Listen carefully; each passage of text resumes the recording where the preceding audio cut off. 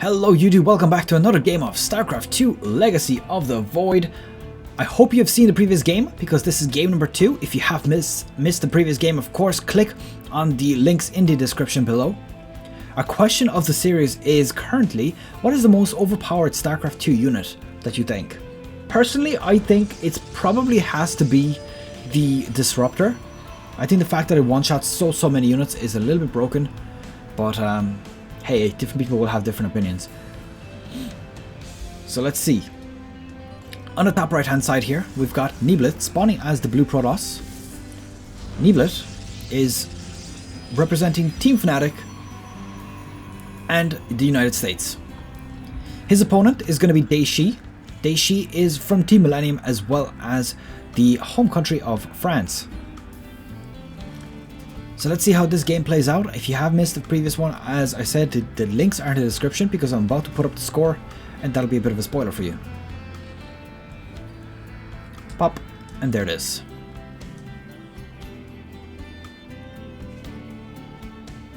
So there you go. Dayshi is currently 1 up.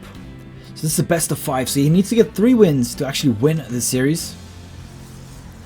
Let's have a look at how our players are building. Looks like a gas coming down here from Neeb, and that's actually fine. He's not putting down a second one yet, so I'm not going to be expecting anything other than a cybernetic score, which is exactly what he just threw down.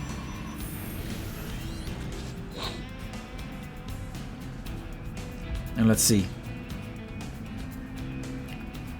Everything is fine so far. Going for an expansion as well from Dayshi's side, so no all-ins at all. And gonna potentially see a 1-1-1 build coming out of that afterwards. Now pylon being put off to the side there, that's a bit peculiar. Second gas also on the way. So I wonder if he's going to divert into some other type of build here. Gonna potentially see some Stargate or even a robotics facility just being hidden.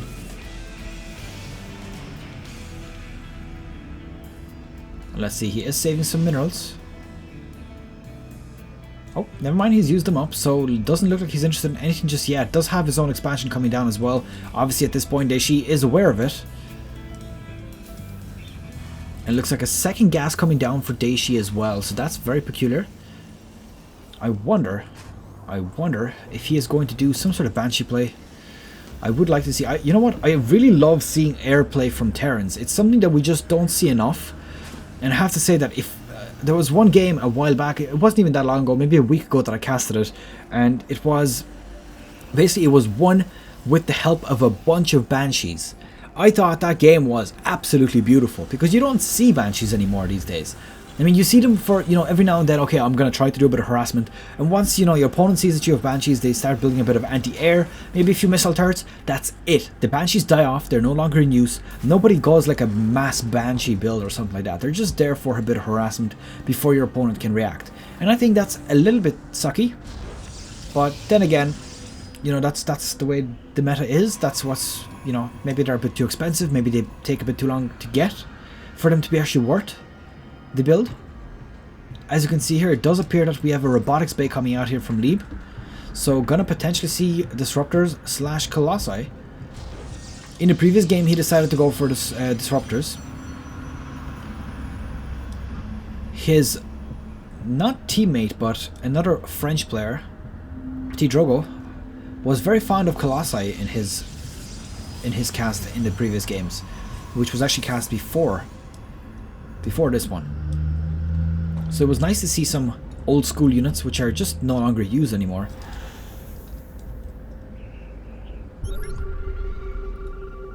Where did that scan go down? He actually scanned the main base. Oh my god, did he see that? I'm gonna have to see. He did not see. So he knows there's something here, but he didn't quite see what it was. So he knows that there's just a pylon, which could of course I suppose be you know, just a pylon that you know, just being in position there. But the question is, I wonder, the shadows, are they visible? Honestly, I don't know. There we go, a few, and Depth's starting to take out a few workers here, moving into the natural base here. And again, having to move away. I think they're going to be in a little bit of trouble if they don't get out of here. There is a Widow Mine here in position, so that is a bit risky. Oh, actually cancelling that off. Another worker pulled off now at this point. Let's see if the units lost tab quickly. 7 SCVs have been destroyed so far. And, ooh, managing to get away as well. And again, more and more being taken out here. This is beautiful play here from Neeblet. And again, look at those units lost. 13 SCVs taken out with that harassment. That was actually beautiful, I have to say. Very well played here. 13 SCVs with just 3 adepts. Beautiful. Beautiful, beautiful, beautiful. Now 2 gateways being thrown down here as well. So a quick look at the buildings tab. Looks like he's only got 1 gateway at the moment, so these 2 other gateways is going to be quite important because he doesn't really have the production capability right now that he needs. So we're currently, in my opinion, entering the mid game. So 5 minutes, approaching 6 minutes. I think is a pretty standard time to think that. Ooh, oh, Disruptor managing to snipe off the Cyclone. That's actually quite nice. Cyclones are very expensive. I do believe they're 150 minerals and gas. It's a very, very expensive unit to lose just like that without taking anything in return. Now 2 Disruptors is going to be very risky to actually move up here. Now the disruptions don't actually move past, but look at the amount of damage they actually do to buildings. Now funny enough, I don't see people using disruptors against buildings as often as I'd like to. I mean, quite often, if you think about it, they do 135 damage with the disruption, plus extra damage versus units with shields. So it is, sorry, is it 145, 135? It is quite high anyways. But basically, if they hit a building a few times, I mean, for example, the barracks has, let me get a full health barracks, 1000 health. So with 3 or 4 disruptors, you could actually take about half the barracks health just like that, instantly. It's probably going to just destroy this, I do think so. There we go. Oh, that's a bit strange. Why did he do that? Blowing up the SCV, but he kind of could have destroyed the missile turret as well. It's a bit unfortunate. Probably a bit of a misclick.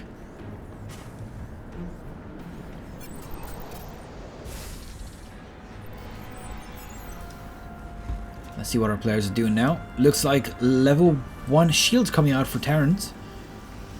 Ooh, Templar Archives coming out here for Neeblet as well. Looks like he's interested in getting himself some High Templars / Archons.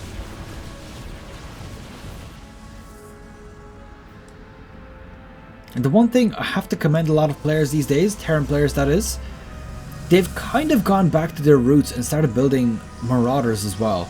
Marauders, I think they had like a damage nerf or something. They only do like 13 damage now. They used to do like 17 if I remember right, versus Armored. And people stopped using them, probably because they're just not worth it anymore. The damage is not as high as for example, 2 Marines. And in terms of being a meat shield, I mean, if you think about it, like let's say for example, 1 Marine is much more effective at absorbing like a Widow Mine, much more effective at distracting units, and also of course scouting out with it. You can, you know, send it off and you're not really worried about it dying off. That poor Marauder. It flew as far as it could be seen, so if you looked at that in realistic terms, he probably flew about 4 or 5 miles just there. The poor little thing. Obviously, that's not really the measurements here, so don't quote me on that.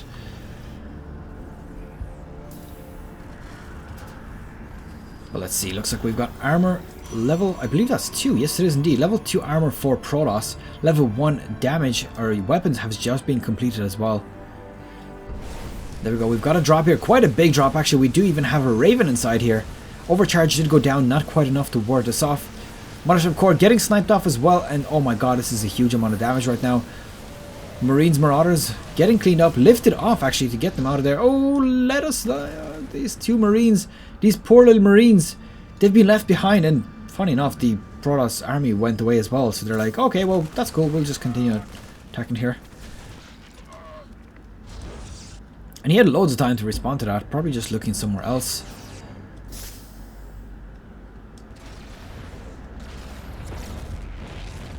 Okay, nice. Manages to snipe off a Warp Prism with 2 Disruptors inside it. That is actually quite huge.